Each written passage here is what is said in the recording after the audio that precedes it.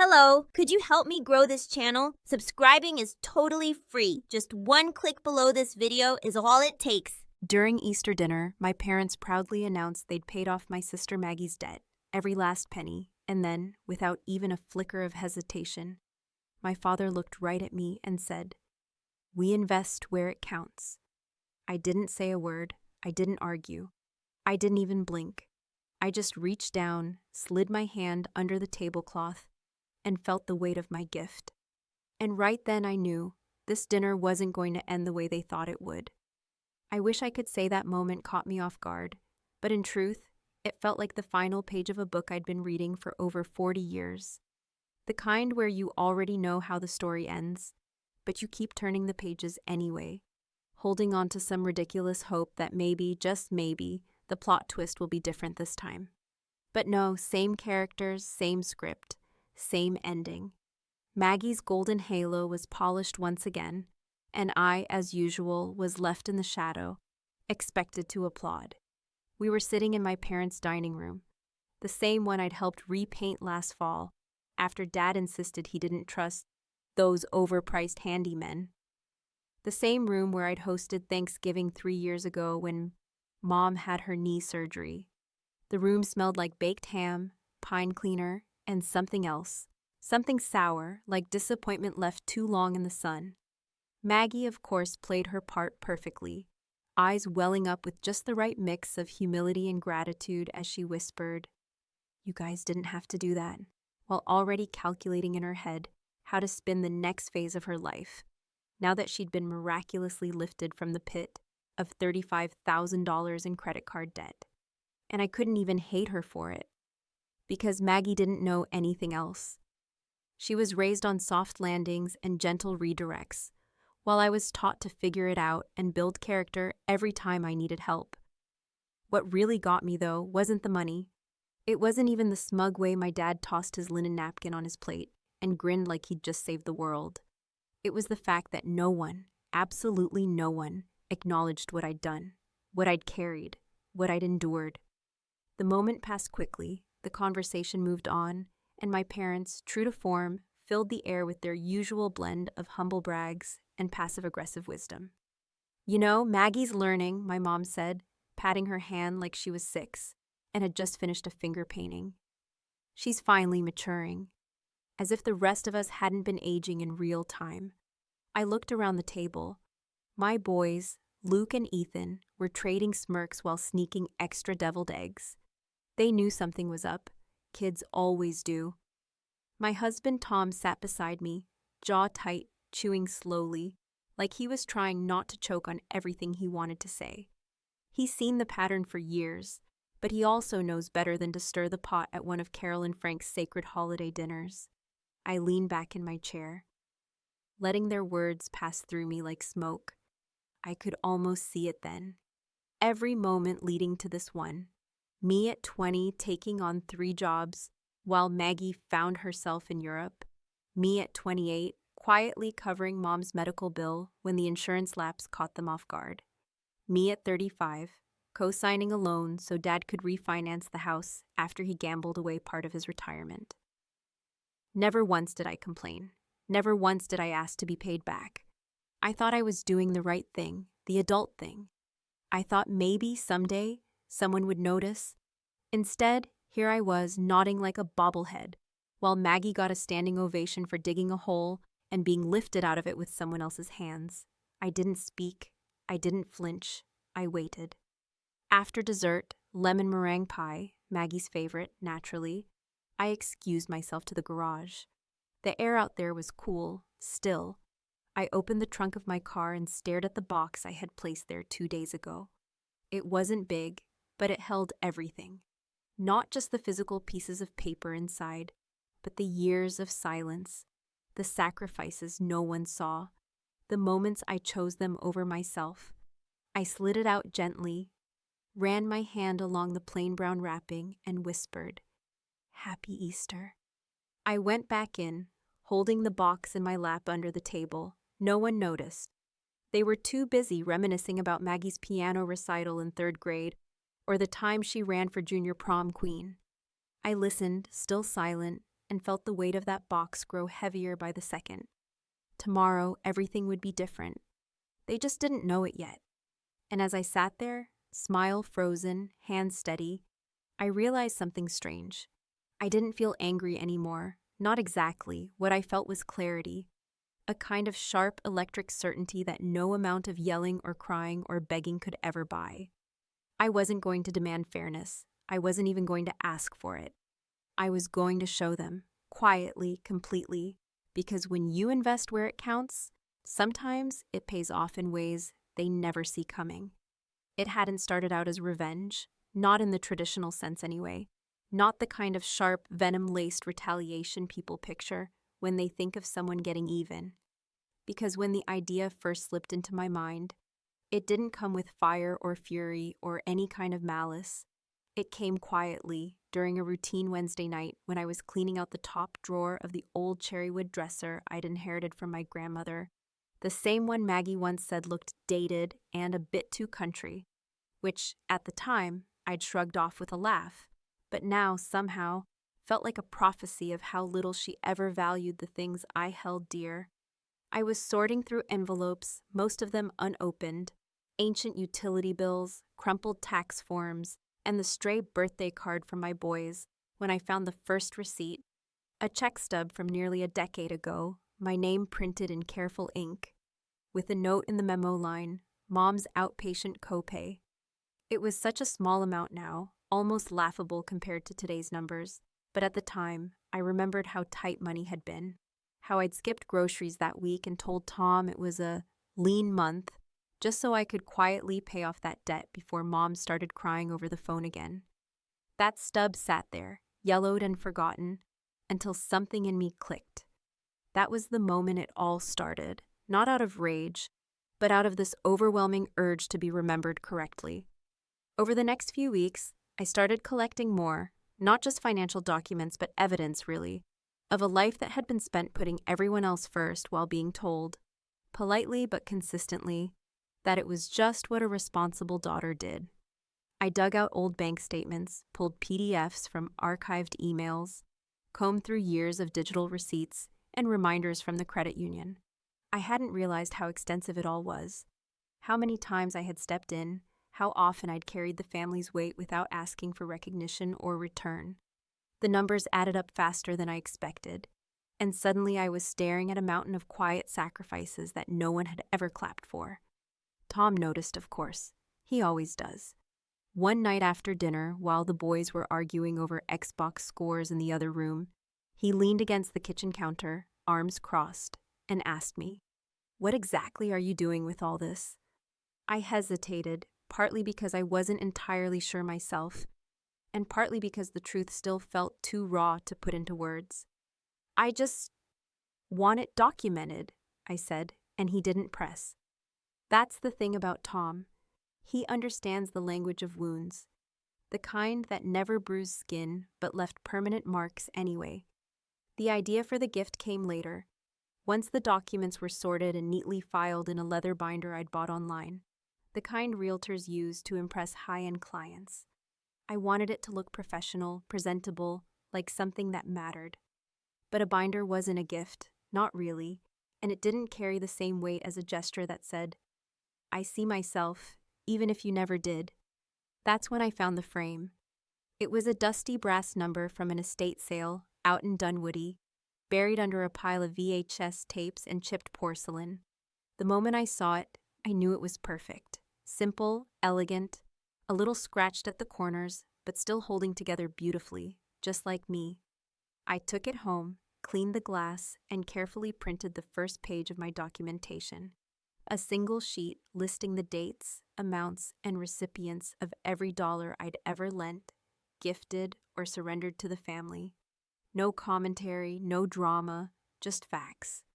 I wrapped the binder in plain brown paper, tied it with thin twine, and slipped it beneath the passenger seat of my car. For days I drove with it there, taking it to work, to school pickups, to Trader Joe's and back, like it was a part of me I didn't want to lose sight of. Every now and then I'd glance at it during red lights, wondering what exactly I hoped it would do. Part of me thought maybe it would make them stop, just stop and really see me, even for a moment. Another part feared they'd scoff, tear it apart, call it petty. I didn't know which reaction would hurt more. The night before Easter, Maggie called. She wanted to thank me, or so she said, though her voice carried that syrupy edge it always did when she was performing goodness rather than feeling it. "It's just incredible, you know," she gushed. "I feel like I can finally breathe again. They're lifesavers." I told her I was happy for her, which wasn't a lie, not really. I didn't want her to drown. I just wished someone had noticed that I'd been treading water for years. She asked what I was bringing to dinner. I said, "Just a little something, nothing fancy." She laughed, said, "You always know how to keep it low-key," like that was a compliment.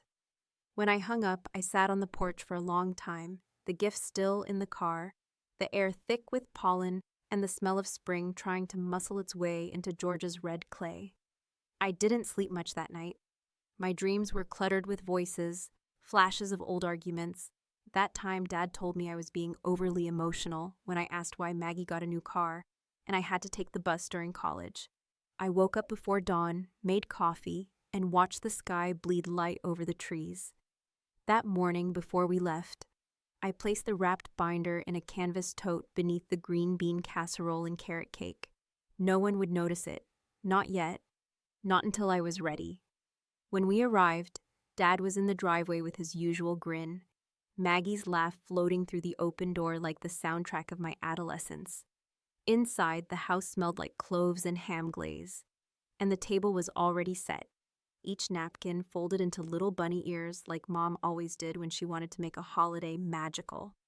I smiled, played my role, gave the boys the look that said, "Be nice even if you're bored," and helped carry in the food. The bag with the gift went under the table next to my chair, out of sight but not forgotten. At dinner, as the clinking and small talk built to its usual crescendo, I waited.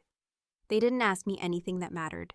They never did, but I smiled and nodded, my fingers brushing against the edge of the package, like a secret waiting to be unwrapped.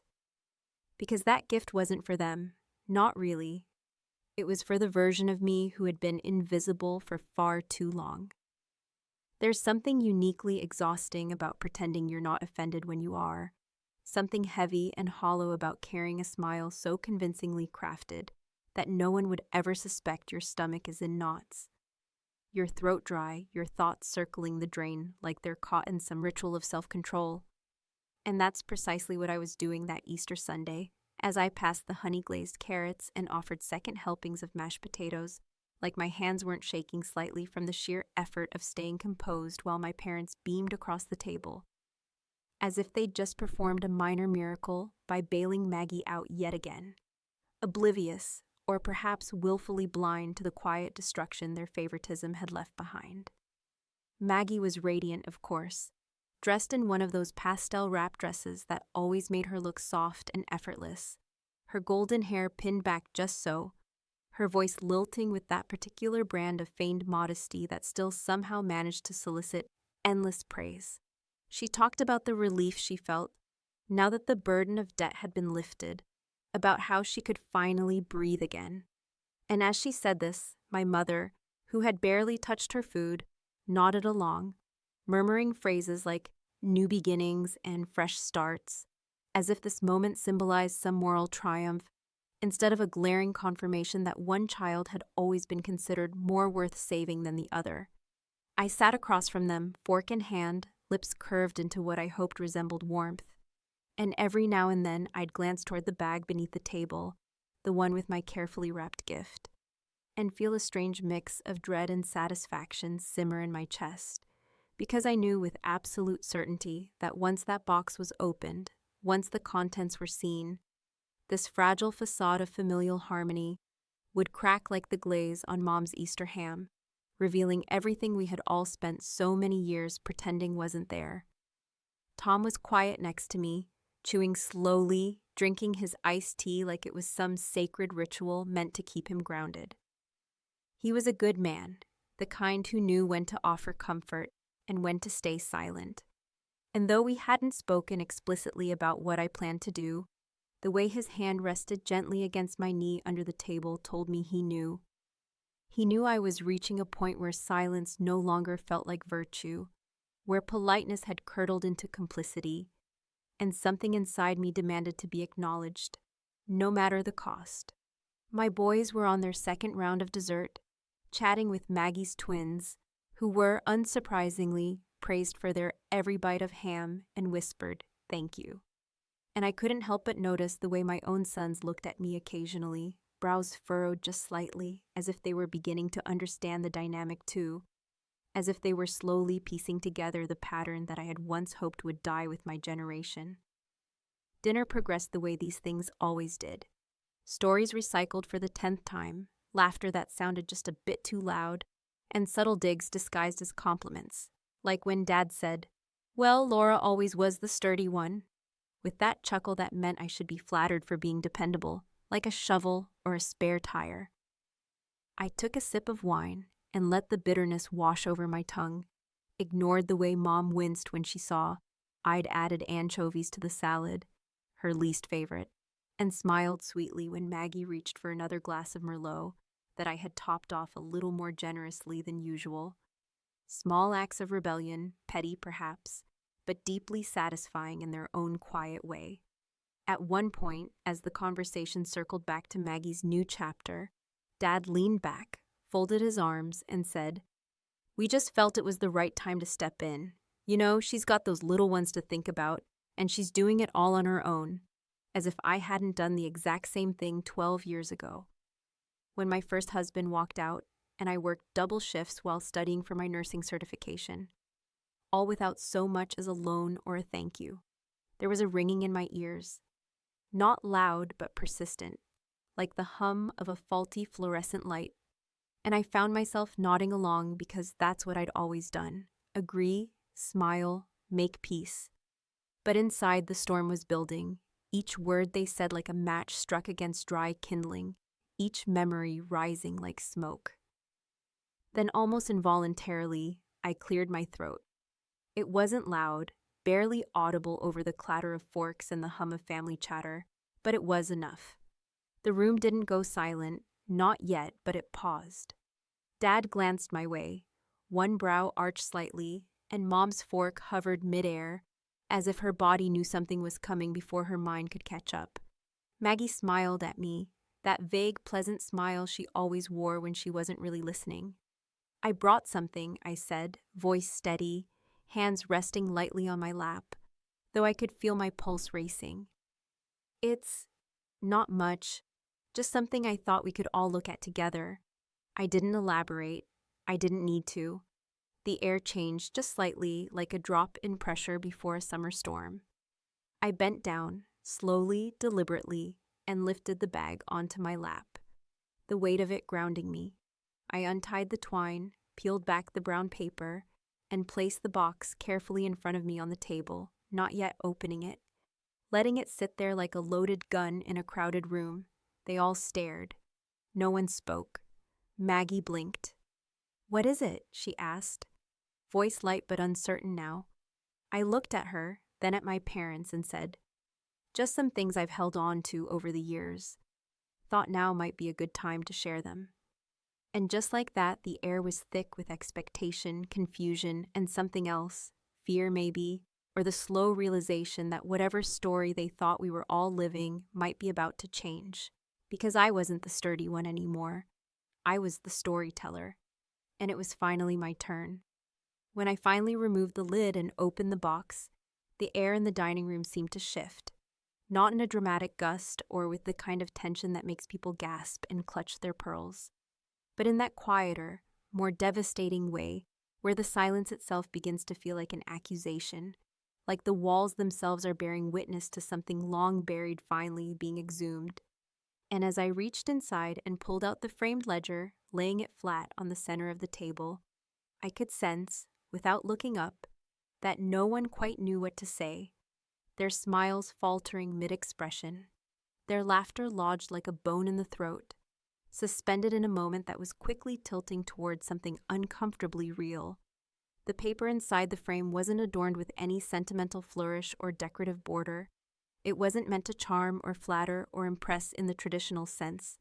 Instead, it was stark, clinical even. A neatly typed list in black ink on cream linen paper, documenting dates, dollar amounts, brief descriptions, and tiny notations that told the story I had carried for years in the quiet corners of my life.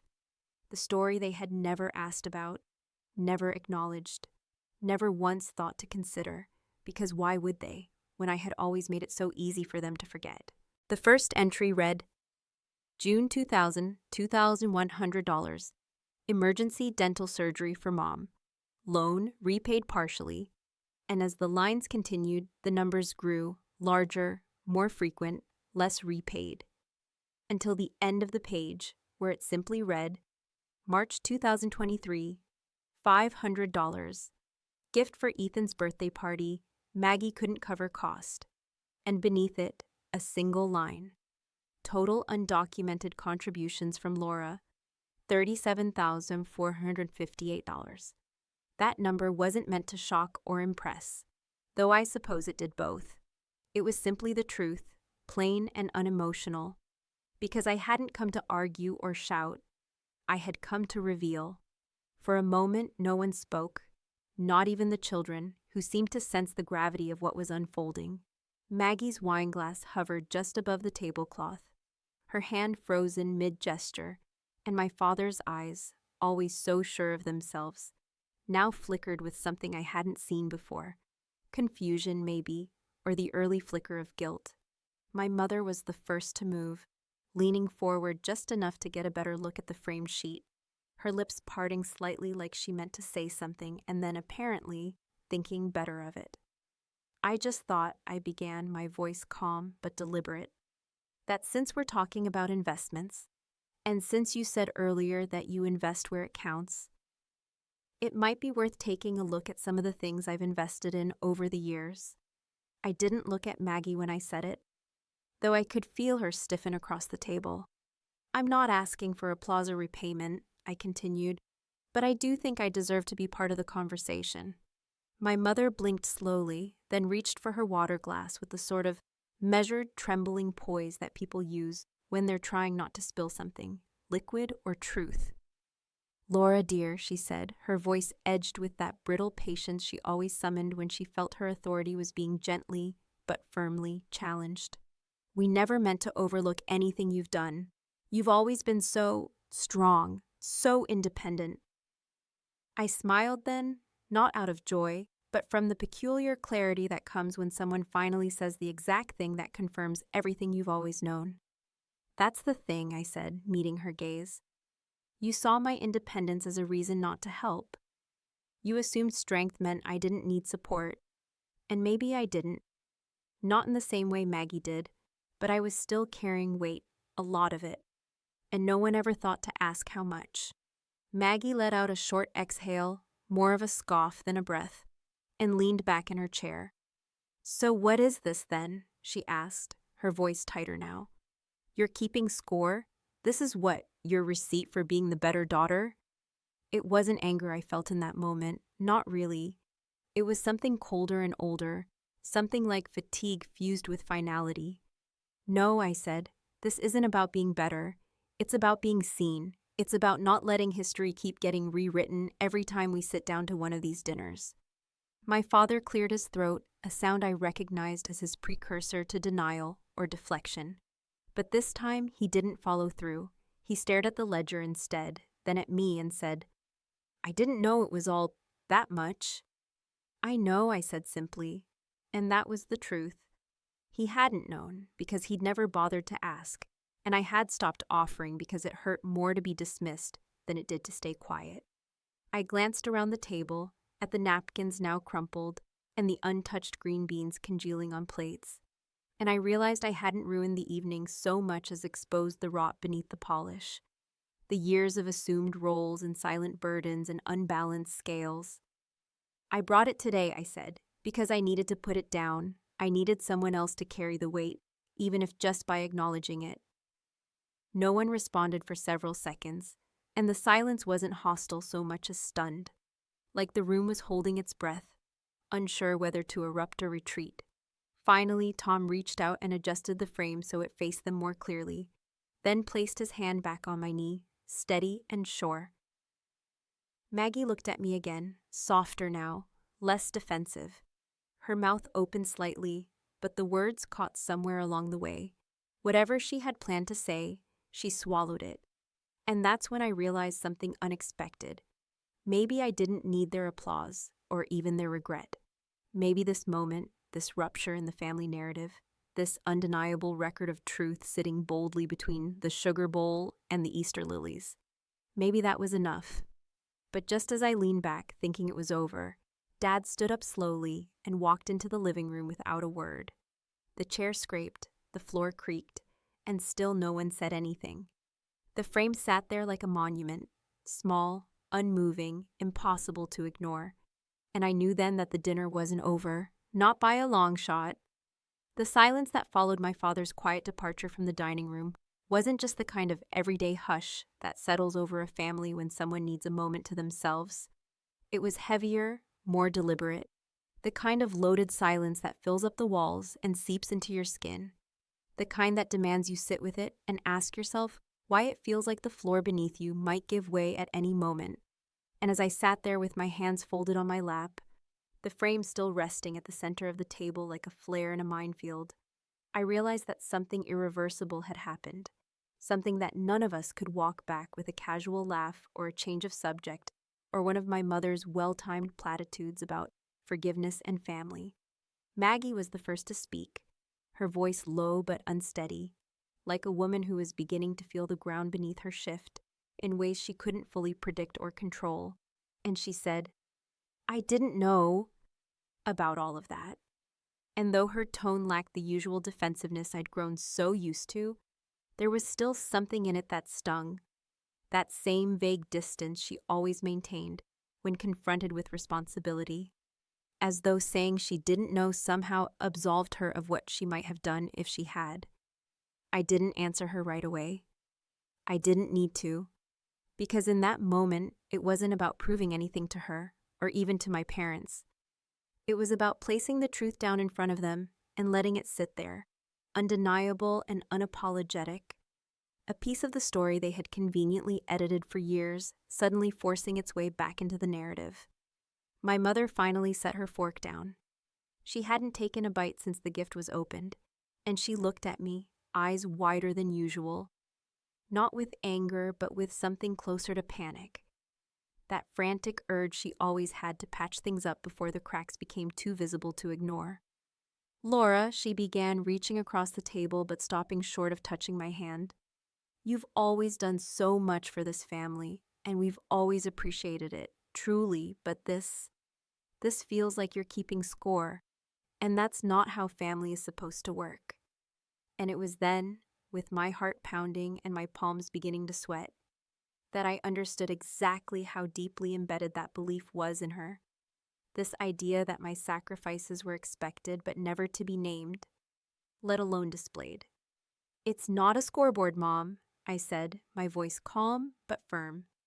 "It's a record. It's the only way I could make any of you see what I've carried. Not because I want applause or payback, but because I'm tired of being invisible in a room I've helped keep standing for decades."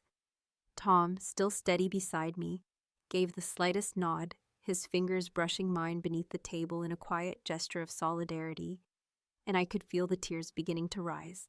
Not the hot, angry kind, but the cold, exhausted kind. The kind that come when you realize how many years you've spent biting your tongue just to keep the peace that was never really peace, only suppression dressed up in holiday cheer. The kids had gone quiet too, their plates mostly abandoned, their eyes darting between the adults like they were witnessing something they wouldn't fully understand for years to come, but would never forget either. And I hated that they were seeing it, hated that this was the moment burned into their memories of Easter. But I also knew that maybe, just maybe, it was time they saw the truth too, the full, flawed humanity of the people who raised them. After several minutes, my father returned, not with apologies or outbursts, but with a manila envelope in his hand, thick and slightly wrinkled, and he placed it beside the framed ledger without saying a word. Everyone watched him, confused, waiting. He looked at me then, not with guilt, not even shame, but with something more sobering, more real than anything I'd seen from him in years. "I kept these," he said, and opened the envelope to reveal receipts, loan slips, even a few old birthday cards I'd written him with small cash gifts tucked inside that he'd never cashed.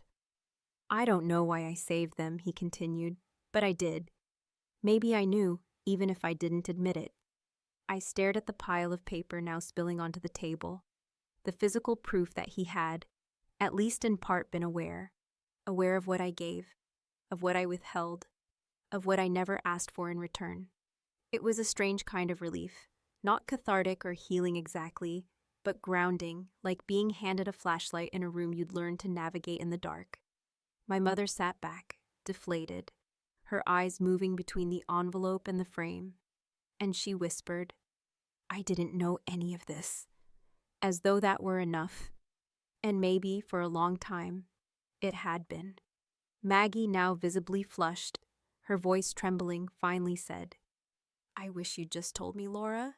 I would have," but I raised a hand gently and cut her off, not with anger, but with finality.